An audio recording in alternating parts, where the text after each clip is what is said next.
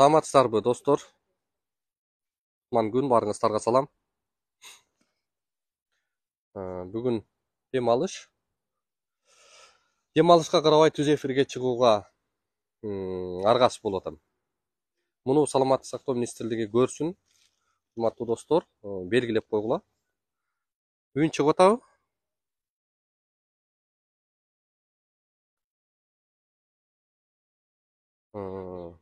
Мен азыр жагдайды көрсөткүм келип атат да сиздергечи. Үн барбы достор? Жазып койсоңуздар.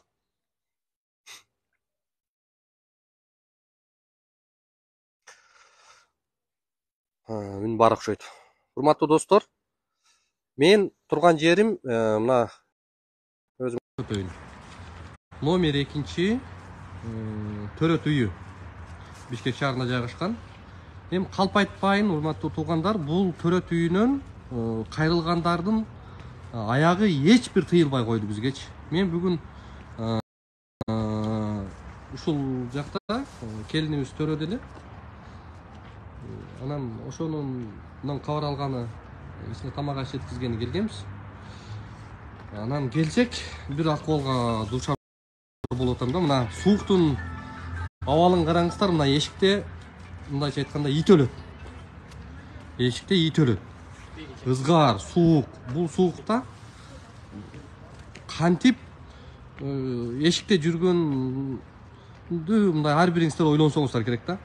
Эми мына мен да титиреп атам, телефон титиреп атат. Бул апалар келип, эми азыр тихий час экен. Тихий часта дагы 1 саат турат. Барыбыз 1 саат турабыз бу жердечи. Биздин жаңы келген министрге бир айтып, ушул жакта реформаны бир алгылыктуу жасап коюшса өлө эле дейм да. Тиги временщик министрдин колунан келбеди бир бул тармакты оңоо. Анан эми жаңысы келди, эми жаңы дагы нени кыйратып аткандай бир иш көрсөтөлөк. Эми мынаны караңыздар, бул жерде тихий час деп койгон, эшик бек. Бул бек. Эми эмне үчүн бул жерди бекитип коюшту? Урматтуу саламаттык сактоо министрлиги. Бул жер зал ожидания. Жарандар күтүү үчүн ушул жерге отуруп, суукта отурса бул жерде эмне болот эле? Эмне үчүн бул жерди бекитип алдыңар? Те ичинде мейли кирбесин, ал жакты санитардын коопсуз зона дегиле. Кооптуу зона дегиле. Муну жерге кирип, жарандар муну суукта титиребей, жок дегенде тихий часта ушул жерге отурса болбойбу? Я. Азыр мен наркы тарабында көрсөтөм. Канча болду апа келгениңизге сиз неже? Келгенде 1 саат болду. 1 сааттан бери турасызбы? Неге келдиңиз? Кайынсиңдим төрөп бул жерге жаткан ошого. Канча күн болду? 2 күн болду. Кирпиктериңиз мына агарып кетиптир. Урматтуу достор, көрдүңөрбү суукту? Мына эжекеңиздин кирпиги аяз болуп калыптыр. Анан эми монтип колунда суу сумкасы турат. Ушулар эми жөн эле мына жерге кирип отурса, эмне болот эле? Бул экинчи роддомдо бир кандай деген деп бааласак болот да, ушул экинчи роддомдун главврачтарын, жетекчилеринчи. Ушулар кандай оозуна келген буйрук чыгарып кое береби? Абдан бир өкүнүчтүү жагдай да. Өкүнүчтүү жагдай.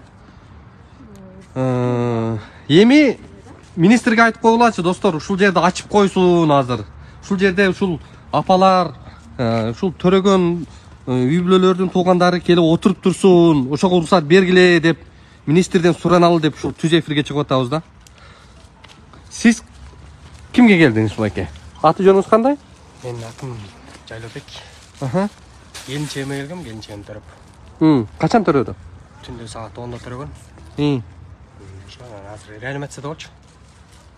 Мен тамак-самак алып муну алып келсем, эшиги бек экен. Мына эшикте турам, 1 саат болуп калды. 1 сааттан бери турабыз. Саат 4-та. Төрөткөндө кандай? Акча алган жокму? Акча пока алган жок. Билесиз акысыз экендигин. Акылбек Жапаров эле күпүлдөдү эле го баягы. Азыр мен сиздерге көрсөтүп берем. Бул жерде илинип туруш керек депчи. Ошого хотя бы Акылбек Жапаров ушундай сүйлөгөнүнө жеткиздик эле. Ушул операция жолдору акысыз.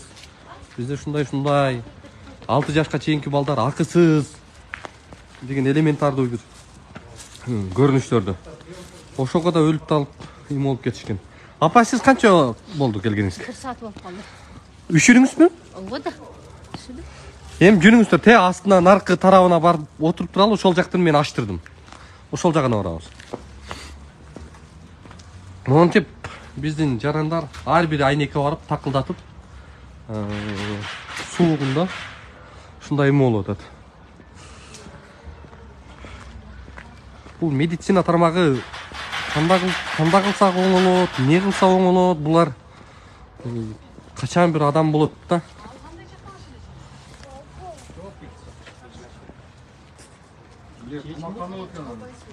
Сиздер канча болду келгениңиздерге? Жаңы бер. Мына кичинекей жаш балдар турат да мына жердечи. Муну ачып койсо өлөбү дейбиз да, ушул. Өлүп кетишеби ушуну ачып койсочу. Эми азыр жүрүңүздөр, биягын аштырдык, ошол жака отуруп туруңуздар. Биз келсек, мына экинчи роддомдун айланасы тим эле кумурскадай эл эшикте, ушул эшикте турат да. Мына инспекторлор келди. Саламатсыздарбы? Эмеден чакырдыбы?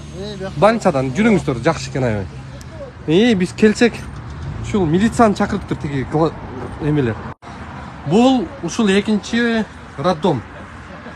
Экинчи төрөт үйү. Ушул экинчи төрөт үйүндө келсек, ушул эшикти да жаап алыптыр, наркы эшикти да жаап алыптыр. Анан биз айтып дарыгерлерди чакырып, могу эшикти ачтырдык. Ачтыргандан кийин азыр буяка жарандар кирди. Азыр эми жүрүңүздөр, буяка кирип отуруп туруңуздар. Бул жакты ачтырып койдук. Бул жер жарандар кабыл ала турган, жарандар ушул жерде отура турган күтүү залы. Аны бул жерде тигилер төрөй турган келиндерди ушул жерге киргизип коюптур дагы, бияктан карабай атат да. Анан бир келсек, ушул жерде бир келин мынауга жөлөнүп алып, төрөй турган, толготуп аткан аял ушун жөлөнүп отурат да, соокта дирилдеп. Биз азыр түз эфирдебиз. Сизди эмнеге киргизбей коюшту буяка? Айланайын билбейм, эштен күткүлө деп эле эшикке чыгарып эшикте күтүп аттык. Ушул соокта. Болбойт деп. Ким айтты ошону? Санитаркасы айтты, жана акушеркалар айтып атты. Чыгып бул жерге баш баккан эле эшикке кубалап чыгып атты. Сиз дагы? Болбойт жерге ошо жана боюнда барлар отурат деп. Эшикте күтүп. Боюнда барлар отурат деп эшикке. Саламатсыздарбы? Мен бар екен ғой, киргизип койсо болот. Улукбек. Сиздики? Адлет. Сиздики? Марлес беке, сиздерди ким чакырды? Дарыгерлер чакырды сиздерди, да? Азыр мындай кылалы. Салам кишини чакырайынчы беке. Ооба, тергөөчүлөрдү чакырсак болобу? Азыр ошол дарыгерлердин үстүнөн эме кыл, келет ам? Азыр опер группаларды чакырып коюптур, эми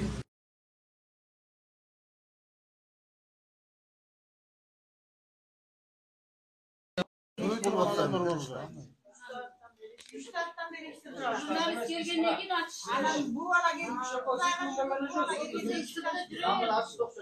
эми айтты. bu jurnalist kelgandan keyin ochishdi. Чакырыңыз ошону. Дагы могу ичкиси күйөө экен я. Анан урматтуу туугандар, Buyoqqa kirganga bo'lmaydi. Bilgetdan bu yer ожидание болчу да. Shu yerda эле o'turchubuz.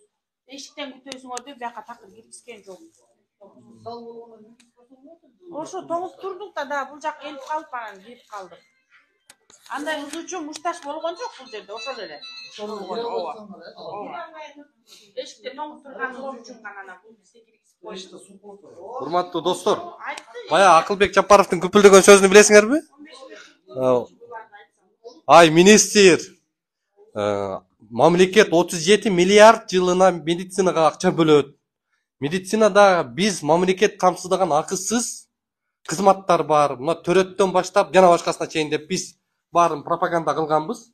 Ошонун жыйынтыгы менен Акылбек Жапаров ошол трибунадан чыгып сүйлөгөн.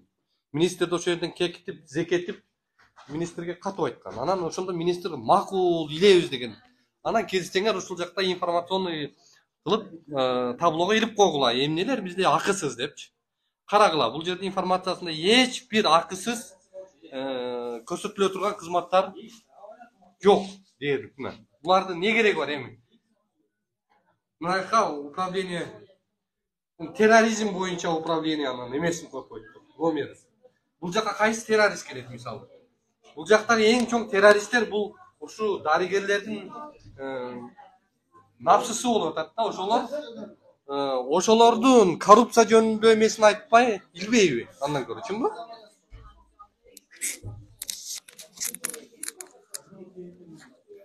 Мына жакшы экен, тергөөчүлөр келсе жакшы экен. Анда дагы тактаңыздарчы, биз убактыбыздарда.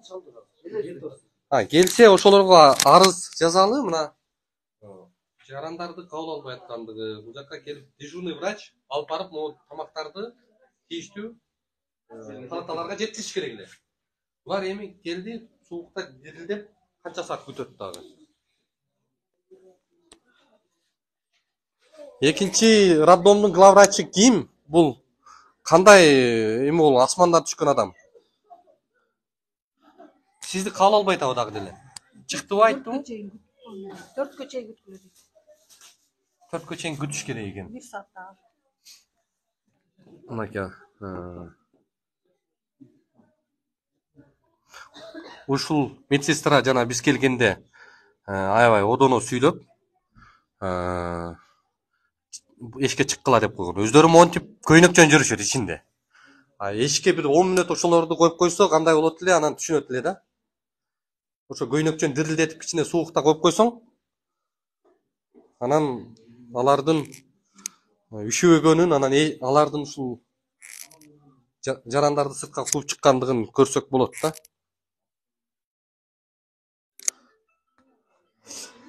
Бул жер